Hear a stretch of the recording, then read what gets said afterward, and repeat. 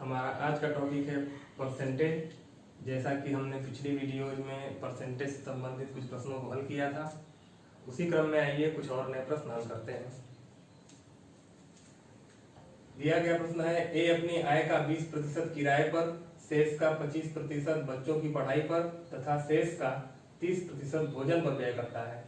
अंततः उसकी बचत 7200 रुपए है। ए की आय ज्ञात कीजिए। पिछली वीडियो में हमने देखा था कि कोई व्यक्ति अपनी कुल आय का कुछ निश्चित प्रतिशत खर्च कर किसी मद में खर्च करने के बाद फिर पुनः अपनी कुल आय का कुछ निश्चित प्रतिशत किसी दूसरी मद में खर्च कर रहा था।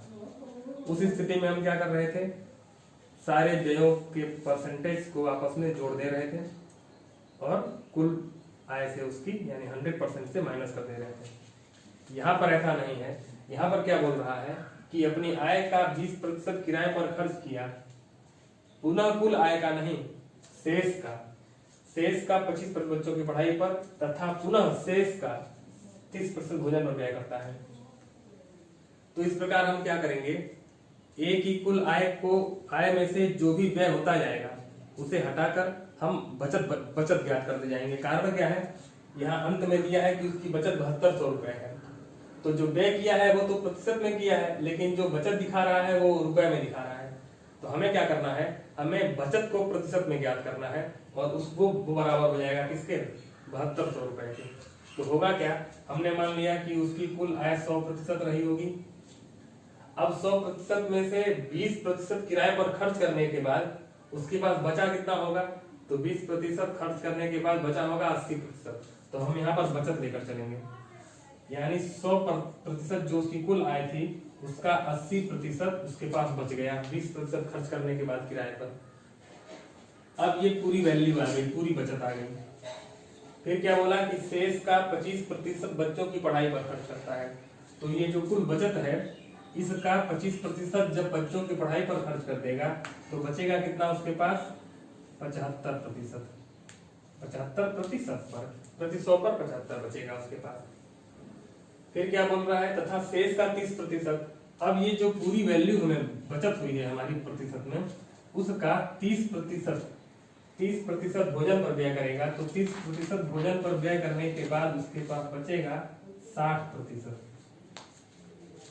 अर्थात क्रमशः 20%, शेष का 25%, शेष का 30%, कुल व्यय करने के बाद हमारे पास जो बचत है वो ये है, और ये बराबर है किसके, 7200 रुपए के। इसे हल करेंगे, इस 100 से ये 100 कट जाएगा, इस 100 से ये 2 जीरो कट जाएंगे, 25 से 25 दिया 75, 25 चौके 100, 4 एकम 4, 4 दूनी 8 कट गया, 6 त्रिक 18 और 18 दूनी 36, अर्थात 36% बराबर 7200। अब ये जो 36% आया है ये उसकी बचत है प्रतिशत में। तो प्रतिशत में उसकी कुल बचत है 36 और रुपए में कुल बचत है 7200, अर्थात 36% बराबर है 7200 के।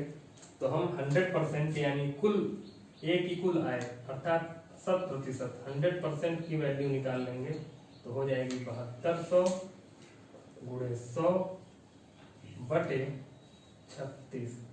इसे हल करेंगे पुनः, 36 से 2 बार में 72 कट जाएगा, यह प्राप्त हो जाएगा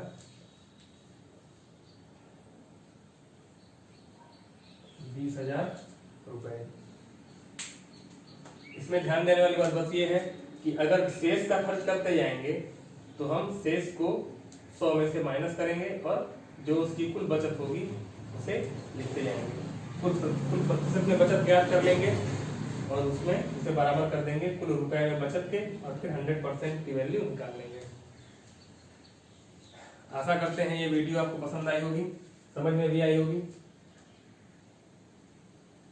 अभी और भी प्रकार बचे हैं जो प्रतिशत में पूछे जाते हैं, तो उनकी चर्चा हम आगे आने वाली वीडियोज में